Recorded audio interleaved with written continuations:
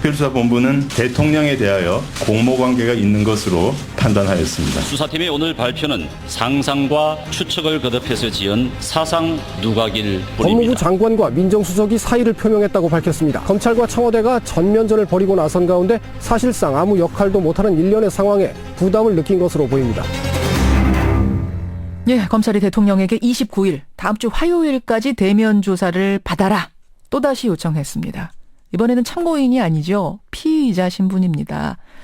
그런데요, 이 요청이 있기 몇 시간 전에 말씀드린 대로 법무부 장관과 최재경 청와대 민정수석이 거의 동시에 사의를 표명하는 일이 있었습니다.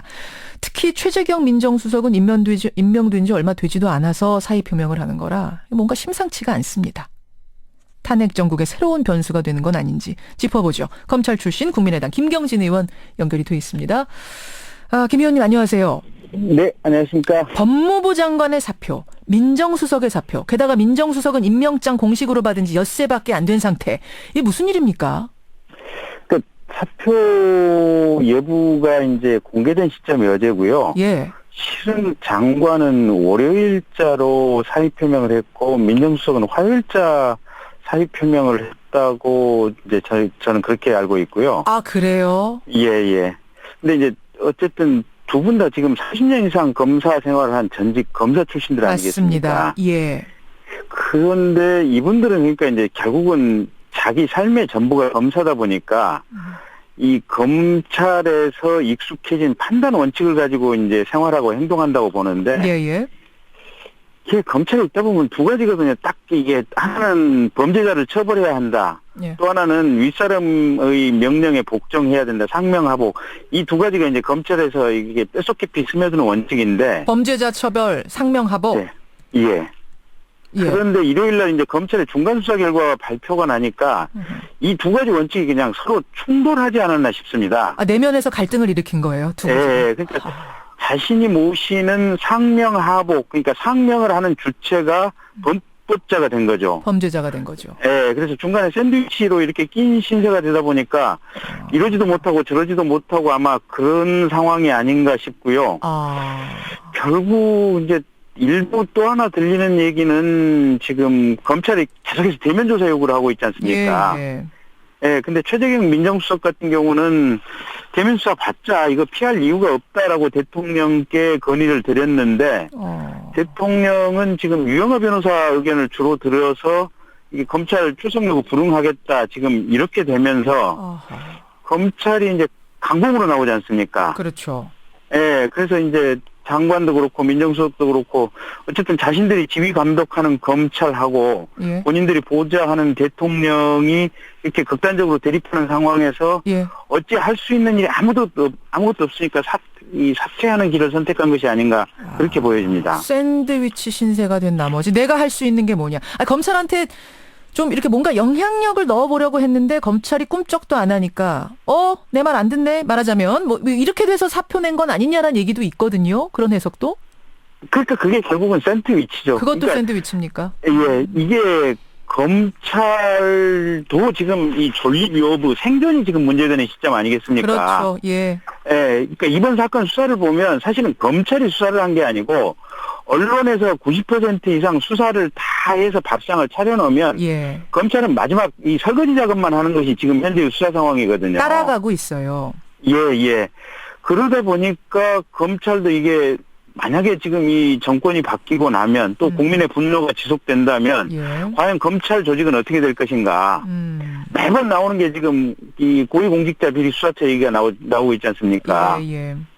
그러면 이번에는 정말 이 수사 과정을 지켜본 국민들이 고위공직자 비리 수사처에 대한 어떤 지지 여론이 높아지면 결국은 검찰청이 두 개로 나뉠지도 모른다. 그렇죠. 이런 존립 자체의 생존의 문제가 있다 보니까 검찰에 대해서 뭔가 영향력을 행사하고 뭐 이러기가 쉽지 않은 상황일 겁니다. 최재경 민정수석 검찰은 내 말 안 듣고 그리고 또 유영하 변호사와 대통령이 더 유영하 변호사 말에 의존하고 뭐 이런 상황 샌드위치 아무것도 할 수 없는 상황이 되니까 결국은 사표밖에 임명된 지 불과 엿새밖에 안 됐는데 사표를 낼 수밖에 없는 상황이었다. 이렇게 지금 김경진 의원 보고 계세요. 그러면 말입니다, 의원님.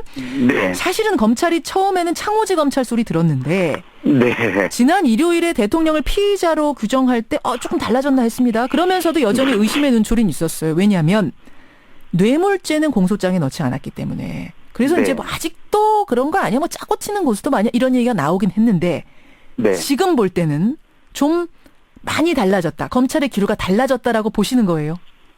그러니까 두 가지 것 같아요. 첫째는 이게 이제 검찰이 직접 수사를 하는 당사자 아닙니까? 그렇죠. 예, 그래서 나름 조심스럽게 지금까지 어떤 대통령에 대한 경외심과 예우를 해가면서 조심스럽게 수사를 진행해 왔는데 예. 수사를 하면 할수록 보니까 이 대통령의 범죄 혐의가 아주 객관적인 물증으로 명확하게 확인이 되는 겁니다. 그렇죠. 그래서 이제 나름대로 이 공소장에 이제 대통령이 공모했다고 표시는 했는데 그럼에도 불구하고 이 대통령의 공모 내용을 아주 구체적이고 자세하게 적지는 않았거든요. 그랬어요. 예. 그러니까 이 이영렬 본부장 표현에 의하면 이 뭐랄까 고기에서 기름 다 빼고 그냥 아주 이렇게 담백한 부분만 집어넣었다 지금 이렇게 얘기를 했지 않습니까? 예. 예. 그런 상황인데 청와대가 이제 이 검찰 수사 중간 수사 결과 발표에 대해서 사상 누각이다 지금 이런 식으로 모욕적인 표현을 쓰니까 예. 검찰 입장에서는 이러면서 이제 자존심의 상처를 입고 정말로 좀 화가 나서 제대로 한번 좀 싸워보자는 거 아니냐. 아하. 이런 아마 뭐랄까 검찰 내부에서도 이런 투지가 이렇게 적극적으로 좀 발동한 측면이 분명히 있는 것 같고요. 그래요. 또 하나는 아까 이제 검찰 조직에 생존 명운이 이렇게 달려 있다고 말씀을 드렸는데 예. 검찰 조직도 그렇고 앞으로 헌법재판소도 그렇고 이 100만 촛불 민심 이렇게 많은 국민들이 모여서 항의를 하는 그 민심을 무시하기는 무시할 어려울 수 겁니다.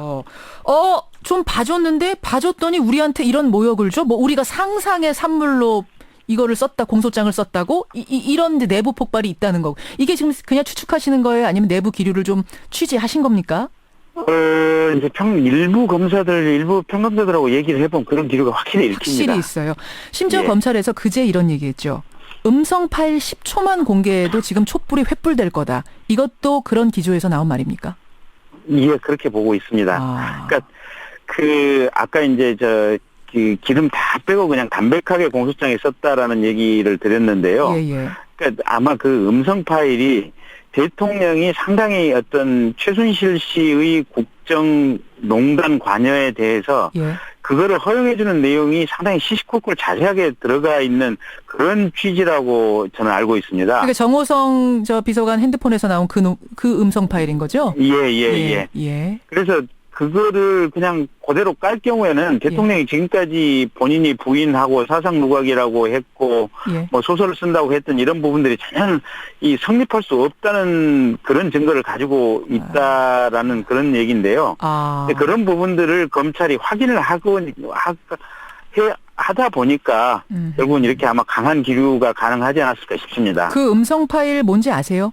내용? 저는 내용 모릅니다, 사실은. 예, 내용은 모르지만 아마 그런 것이 아닌가. 그거 10초만 정말 공개해도 횃불이 될 정도의 사안. 최순실한테 얼마나 의존했는지를 극적으로 드러내는 아마 10초일 거다 이렇게 보시는 거군요. 예, 그렇습니다. 예, 검찰 입에서 뭐 이런 얘기까지 나왔다는 건 그러다 보니 검찰의 기류는 지금 바뀌었다. 근데 어쨌든 검찰이 그래서 화요일까지 다시 조사하라 그랬습니다. 받으러 나오라 그랬습니다. 대면 조사. 네. 여태 안 나간 대통령이 나가겠습니까? 글쎄요, 안 나갈 것 같아요. 안 나갈 것 같죠? 예, 그렇죠. 바뀔 것 같지 않고요.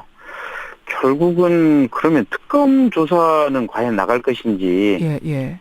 지금까지는 특검 조사에는 나가서 수사를 받겠다고 했는데 사실은 특검도 지금 검찰보다도 더 강하게 수사를 했으면 했지 더 약하게 수사할 이유는 없는 것 같거든요. 없죠. 네, 그래서 특검 수사도 거부할 가능성이 높지 않나 지금 그렇게 예상이 되고 있고요. 그래서 어떤 얘기가 나오냐면 심지어 지금 검찰 내부 게시판에 한 검사가 실명으로 얘기한 부분이죠. 체포해서 수사하자. 대통령 체포하자. 이거 어떻게 생각하세요? 그게 참 지금까지 이제 우리가 헌정사상 경험해보지 못했던 사건을 우리가 당면하다 보니까 굉장히 고심할 수밖에 없는데요. 그렇죠. 이게 우리나라 법 체계에서는 지금 뻥 뚫려 있는 부분들이거든요. 한 번도 해보지 않은 거니까. 예, 그렇습니다. 그래서 헌법에 보면 분명히 불소추 특권, 그러니까 재판에 회부되지 않을 특권은 규정하고 있는데 예. 수사를 받지 않는 특권에 대해서는 명시적으로 지금 얘기가 없고 없어요. 특히 이 대통령을 잠시 일시적으로 조사하기 위한 체포영장이나 긴급체포가 가능할 것인지에 대해서는 정말로 학자들 간에 여러 가지 얘기들이 지금 나뉘고 있는 상황들입니다. 그래서 그 부분에 대해서는 참 이렇게 저도 의견을 말씀드리기가 쉽지가 않고요. 그래요. 근데 다만 제 개인적인 의견은 이렇습니다. 예. 이게 수사 또 공소 제기라고 하는 것이 예. 실은 본인의 말을 굳이 듣지 않고도 객관적인 제3자의 얘기나 물증만 가지고 기소가 가능할 정도로 충분하게 증거 수집을 해야 되는 것이 검찰 수사의 어떻게 보면 정도고 원칙이다 보니까 비록 지금 대통령이 출석을 거부하는 것이 대통령으로서 어떤 법질서 준수 의무라든지 이런 부분에 현격하게 위배되는 행위이긴 하지만 예.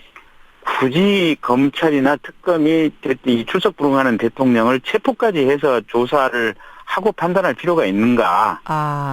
사실은 그 부분은 부정적입니다. 이미 확보된 증거만 가지고도 예. 대통령에 대해서 기소하는 것은 충분한 문제가. 상황이 아닌가 싶고요. 음성 파일 10초만 공개해도 뭐 횃불된다 할 정도라면은 99%가 입증됐다라고 할 정도면은 뭐 체포까지 할 이유 없겠다. 그냥 기소해라 이 말씀. 예, 조사 안 하고 그냥 가지고 있다가 퇴임하는 그 순간 예. 곧바로 기소하면 되지 않을까 싶습니다. 알겠습니다. 개인 의견은 그러시다는 말씀. 여러분들 생각은 어떠세요? 검찰이 밤사이에 뭐 공식은 아닙니다만 체포 안 하겠다는 쪽으로 가닥을 잡았다는 이런 보도도 나오고 있네요. 여기까지 말씀 듣겠습니다. 김경진 의원님 고생하셨습니다. 네, 감사합니다.